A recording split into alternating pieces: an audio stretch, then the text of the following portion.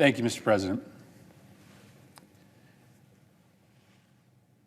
Jimmy Green and his wife, Nelba, lost a daughter in Sandy Hook.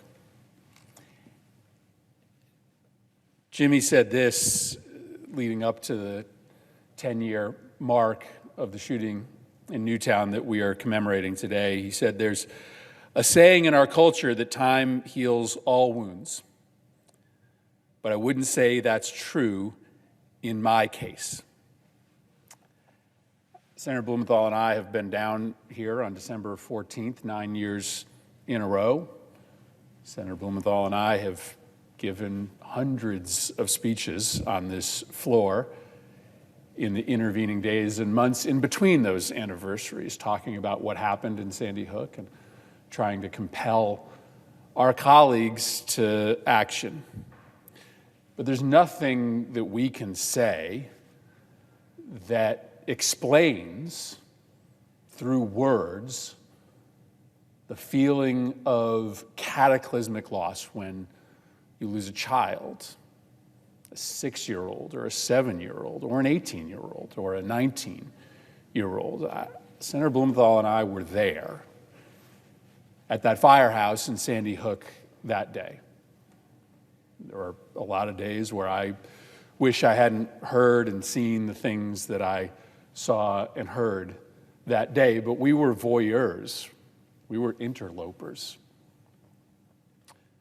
There's no way that we can understand what those families are going through today, as the pain still feels, for many, as acute as it did 10 years ago.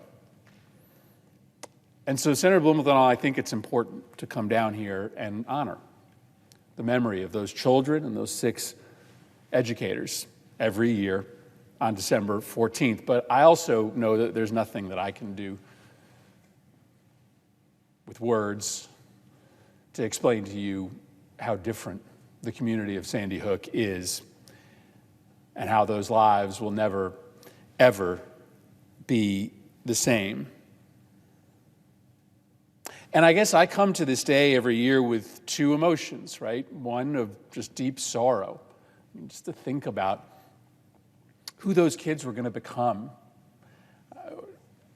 Senator Blumenthal and I have gotten to learn so much about these kids. I know more about those 26-year-old kids than I probably know about any other set of 6-year-old kids other than my own when they were that age over the course of my lifetime. And I love those kids. I see the genius in them. They were already doing such miraculous things, showing such kindness, showing such talent. And to think that those kids would today be preparing for college, deciding where they wanted to open up their next chapter, to think of what has been stolen from this world.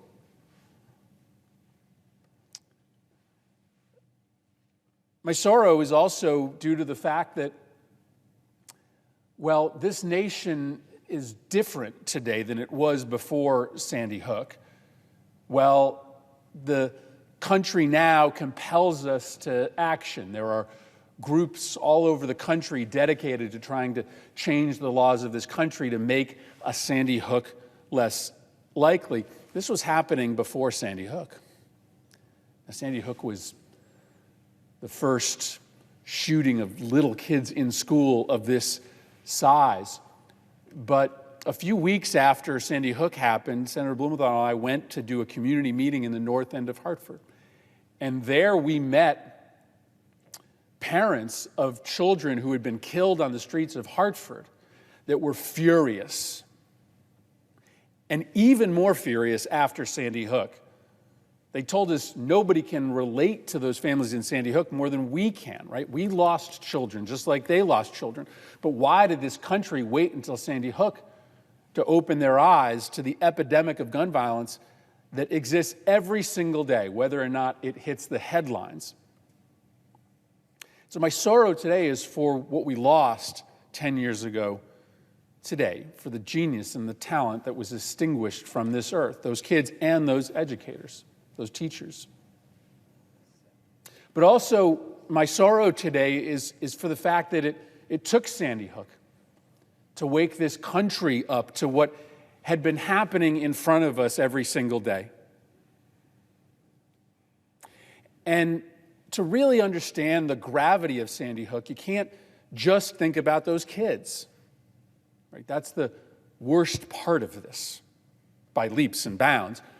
But there are survivors. There are children who witnessed those shootings. There are family members that experienced deep trauma. There are first responders who will never be the same after having to sort through that carnage. And Sandy Hook is a window into the particular grief that comes with losing someone to gun violence, especially someone young, but also the broad sweeping trauma that comes with a shooting of 20 or 1. And that's the important thing to understand today as well, that our love needs to go to those families first and foremost, but also to the entire community of Newtown. But so must it go to the broader experience of gun violence. I live in Hartford, Connecticut. I live in the south end of Hartford, a neighborhood adjacent to the south end of Hartford. I hear every night the sirens of police cars and ambulances whizzing by my house. I went to a middle school, to actually a K through 8 school. I met with middle schoolers at this school just down the street from my home a few weeks ago, just to kind of talk with these kids about what they wanted to change about the neighborhood that we live in. You know what they wanted to talk to me about? They wanted to talk to me about their walk to and from school. They wanted to talk to me about how dangerous it is for them to walk from their house to the school that they go to, and how every single day they are experiencing a trauma that many people that grow up in the suburbs or rural areas of this country will never experience once in their life. These kids experience every single day. That's the true story of American gun violence, not just those that lose their lives, but this much bigger universe of millions of individuals who experience trauma either through the loss, through the firsthand experience of gun violence, or through the daily threat of gun violence. And so my pain is for what we lost that day. My pain is for the delayed reaction of this country in waking up to this epidemic. My pain is for the broader community of kids and individuals who have to live with the consequences of our inaction. But I just simply want to underscore something Senator Blumenthal said as well. I also come to this day with a lot of joy. A lot of joy for what we have found that lies inside each of us. Right? Out of Sandy Hook came kindness and grace. Senator Blumenthal rattled off a list of not-for-profit organizations, charitable causes that have sprung forth from those families in Sandy Hook. The amount of money that's been raised to try to make people's lives better in big ways and small ways. I come to this day with a lot of gratitude for the community of Sandy Hook for deciding to take that awful tragedy and turning it into something wonderful. There are small little charities that started out of Sandy Hook based upon the passions of those kids who loved art or loved animals. There are now charitable organizations that give more kids, especially more underserved kids, access to art and experience with animals. There are big organizations that are seeking to change the culture of schools, to make sure that you don't have situations in which individuals who are going through mental illness or trauma find themselves isolated and ostracized in the way that many mass shooters become. So there's so much important work that is happening based off of that loss. I have joy for that. I do. I also have gratitude for all the people who have stepped up and been part of this movement to change the laws of this country. I get it that people didn't see results here for 10 years until this summer. But Senator Blumenthal and I and others, Senator Durbin, that have been working this issue for a decade, we saw that small but meaningful progress every single year. Every single year, a couple more partners, especially on the Republican side, were willing to talk to us about change. All of a sudden, it became a little bit more likely that we would finally pass something. And then finally, this summer, almost 10 years to the day of the tragedy at Sandy Hook, we passed the most significant anti-gun violence measure in Congress in 30 years. And I got a briefing from the Department of Justice, as did Senator Tillis and Senator Cornyn, just a few weeks ago, and we were shown evidence that this law that we passed collectively is already saving lives. We were given cases in which individuals who would have gotten a gun, who were in crisis, who were contemplating violence, did not get a gun because of the law that we passed together. So what we have done isn't enough.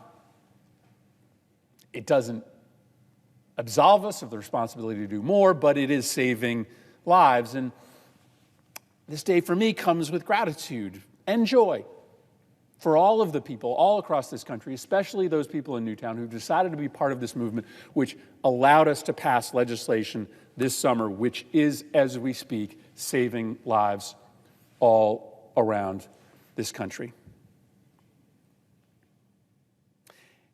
My sorrow and my joy that I bring to this day, it's through my perspective as the representative of Newtown.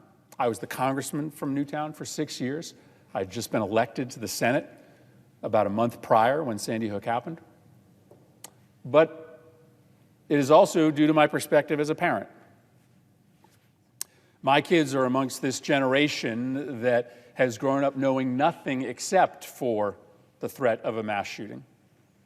I'll never forget my kindergartner, who's now a fifth grader, coming home and telling me about his first active shooter drill. He didn't exactly know what it was, right? He was 5 years old. He said, "Dad, my teacher told us all to go to the bathroom today." All of us, all 26 of us, she packed us into the bathroom. He described the fact that they were standing in the bathroom all tight together like sardines. And he said, she told us we were practicing for what would happen if a bad man came into our building. And she told us to stay there and be quiet for as long as we could. He didn't really know what it was, but he knew enough to say to me this. He said, "Daddy, I didn't like it." My older son texted a few weeks ago to tell us that his school was in a lockdown because of a shooting outside. 2 hours those kids sat in that school until they were released. I mean, my kids, I think, are proud of the fact that their dad comes to work every day trying to solve for this epidemic. But there's no way to really calculate what this generation of kids is losing every single day by living in fear. I think what we did this summer really helped, though. I say that honestly. Some people said it's not enough, right? You have to go further. But what we communicated this summer to those kids and to parents is that we care. Our answer isn't nothing, right? And so as much as I experienced this as a father, I also know that we've made progress. And that progress has been logistical and practical, but it's also been metaphysical. It's been emotional. What we did this summer just gave kids in this country, parents in this country, a little bit of a feeling that, right, we're going to be there for them, and hopefully more in the future. So I'm grateful to be on the floor with my colleague today, commemorating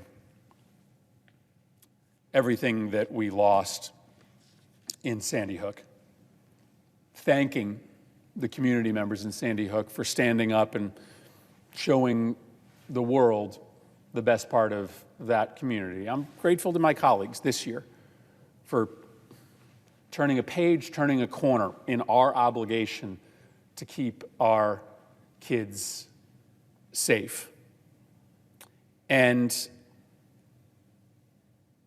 Senator Blumenthal and I will be here for the 11th anniversary and the 12th and the 13th.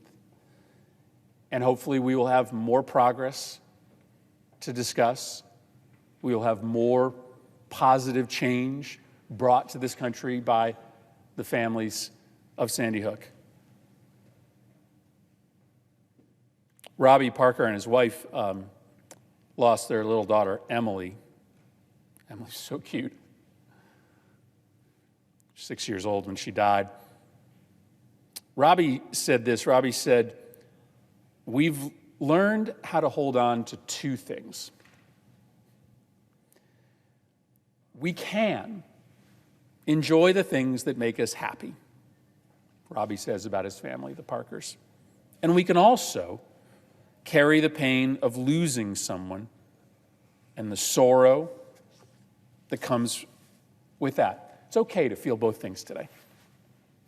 It's okay to feel pain for what happened in Sandy Hook, but don't let that consume you. Because the Parkers aren't letting it consume them. Jimmy Green will tell you that time has not healed his wounds, but I know Nelba and Jimmy. I know that they bring a lot of joy every day. So feel pain today, feel sorrow, think about those families, but man, bring some life and some grace. Make a decision that in your world, you're gonna honor those kids and those adults' memory with some action. Because I guess that's what I think about most today. I'm sad for what we lost, but I'm also inspired and hopeful for all of the grace and the kindness that has grown out of this tragedy. And I also realize that maybe more than anything else today, we should recognize that nothing in our life that we love should be taken for granted. It can all disappear in an instance. So show that daily grace and kindness necessary to communicate to your loved ones, to your friends, to your community, that you don't take them for granted. Yield the floor.